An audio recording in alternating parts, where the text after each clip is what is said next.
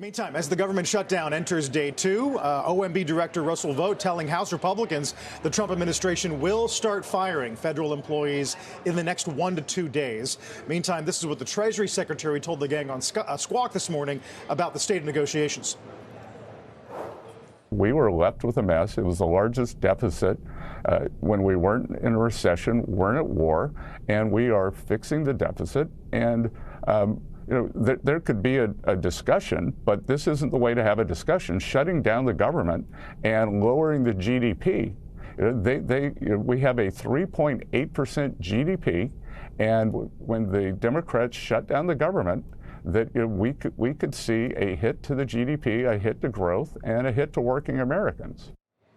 So to your point earlier, Courtney, about what it does to consumption, a lot of the sort of consensus view that this will last a couple of weeks is because you need to get a pay period for federal workers who won't get that money in some cases, and that's when the real pain starts to be felt and drives some urgency. And Besson talking about the hit to GDP, and J.P. Morgan is quoting the CBOE in the past estimates for that 2018-19 shutdown we talked about. That was 35 days, saying that the real GDP was reduced by about $11 billion, or 0.3%, of which $3 billion of that was unrecoverable once the spending sort of did resume, once the shutdown was somewhat resolved. So I do believe that there is some level of impact, and it really is so dependent on this timeline.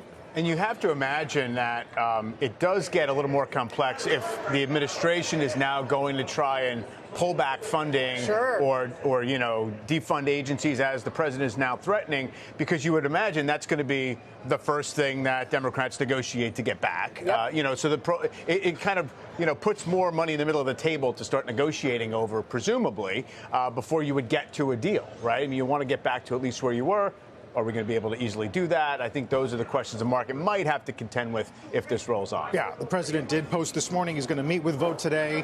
We'll determine which Democrat agencies do need to be cut, and they'll decide which of those cuts will be temporary and which will be permanent. Meantime, the White House, as we said, signaling more cuts. For more on that, let's get to Emily Wilkins. Hey, Emily. Hey, Carla, how are you doing? Well, yeah, as you said, we could be getting some more clarity today. Lawmakers were told yesterday, could come today, could come tomorrow. Let's look at that post that President Trump put on Truth Social about meeting with Russ Vought, his chief budget officer. Trump says the meeting is to determine which of the many Democrat agencies, he calls most of them, are a political scam, Vought recommends to be cut, and whether or not those cuts will be temporary or permanent. We also know that the shutdown will officially delay the September jobs report that is expected out tomorrow. Question now, how much is that report going to be delayed? Next time senators will try to fund the government is going to be on Friday afternoon. They have a vote scheduled, but it just doesn't seem at this point like Republicans are going to be joined by those 8 Senate Democrats needed to restart funding. And remember, if this shutdown goes for a couple weeks, as some are predicting, into the mid-month, that's going to hamper BLS's ability to collect data on jobs and prices that also are very key right now in this economy. And that lack of data is going to add uncertainty to the Federal Reserve's monetary policy outlook. That's according to a new analysis out from S&P Global. And we also have to keep this in mind on the job losses. While roughly 750,000 federal employees are being furloughed, Vice President J.D. Vance, he said those layoffs are expected to begin in the next few days. But we have another 150,000 federal employees. They took buyouts earlier in the year, but it wasn't until the end of the fiscal year, so basically yesterday, that they're now officially off the government's payroll. Now, the White House is also turning up the pressure on Senate Democrats to get to yes. Russ Vought announced a delay in $18 billion for infrastructure projects for New York City, and then later yesterday announced another $8 billion in green energy projects. And he said that the states that were going to be impacted, all of them are states with Democratic senators. So it's very clear how the White House is trying to really turn up the pressure on Congress to get something done. Guys?